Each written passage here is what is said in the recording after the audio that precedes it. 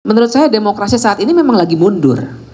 Kalau mau lihat secara kuantitatif, banyak sih indeks ya, tapi yang sering sekali dipakai itu kan The Economist Intelligence Unit, dia punya demokrasi indeks setiap tahun. Nanti Januari 2025 akan keluar yang 2024. Tapi yang tahun ini keluar yaitu untuk 2023, kita itu jeblok.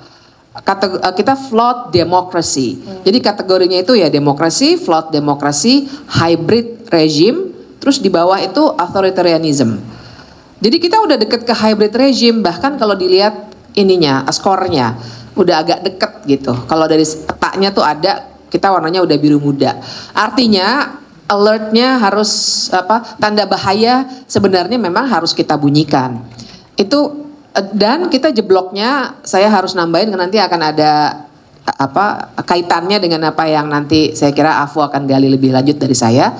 Jebloknya itu kita di dua hal, yaitu political culture sama civil liberties. Kalau functioning of government ya kelihatannya kan baik-baik saja ya, walaupun buat saya itu kayak cangkang, kayak kerang gitu, cangkangnya memang ada dan mungkin bagus, tapi sebenarnya dalamnya kopong. Nah itu jadi functioning of government, terus partisipasi dalam pemilu tinggi kita, karena partisipasi kita dalam pemilu kan kemarin memang tinggi ya, voters turnout tuh tinggi. Nah tapi kan penyebabnya apakah karena digiring atau karena dibayar? Frankly speaking saya kira kita bisa survei kecil-kecilan bahkan siapa yang dapat banyak gitu. Saya kalau lagi ke daerah-daerah ketemu mahasiswa, saya suka tanya, ayo siapa yang dapatnya lebih dari 500.000? Banyak. Karena dari berbagai kandidat. Nanti kita pasti seru tuh ngomongin itu. Sama kita bisa. Nah tapi itu kuantitatif. Kalau kualitatifnya sama saja. Dan saya bisa memberikan beberapa catatan kalau orang-orang ilmu politik suka bilang ada yang namanya democratic backsliding. Ada yang bilang regresi demokrasi ya, si Tom Powers dan kawan-kawan dari ANU. Intinya menggambarkan kemunduran. Nah kalau saya sebagai orang yang belajarnya hukum sering saya pakai istilah autocratic legalism. Intinya sih sama. Demokrasi itu demokrasi kan soal akuntabilitas, ke demos nih ke kita. Jadi gimana caranya penguasa accountable ke kita, bukan ke temennya gitu.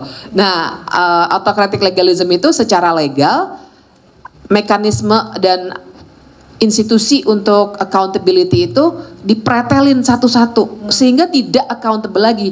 Tapi kita merasa nggak ada yang salah deh kayaknya karena caranya legal. Keren banget ya dari segi kacamata mereka ya. Jadi saya sama teman-teman yang dari dulu udah bilang, guys ini salah sebenarnya, ini bahaya. Tapi susah untuk melawan pandangan yang umum, lazim, apalagi di dunia yang dipenuhi oleh banyak sekali percakapan di media sosial. Kadang-kadang kami harus melawan bocil-bocil di TikTok gitu-gitu ya, tapi ya sudahlah gitu. Tapi kalau kami ngomong gitu dari dulu, terus dibilangnya nggak ada yang salah, undang-undang KPK salah apa? Orang legal udah jadi undang-undang, undang-undang Cipta Kerja salah apa? Udah jadi undang-undang, padahal udah dinyatakan inkonstitusional, udah gitu dibuatin dalam bentuk perpu colongan. Terus main diketok aja lagi sama DPR. Itu ilustrasi aja sih untuk menggambarkan memang sedang tidak baik-baik saja. Cuma kelihatannya jadi baik-baik karena legal bentuknya.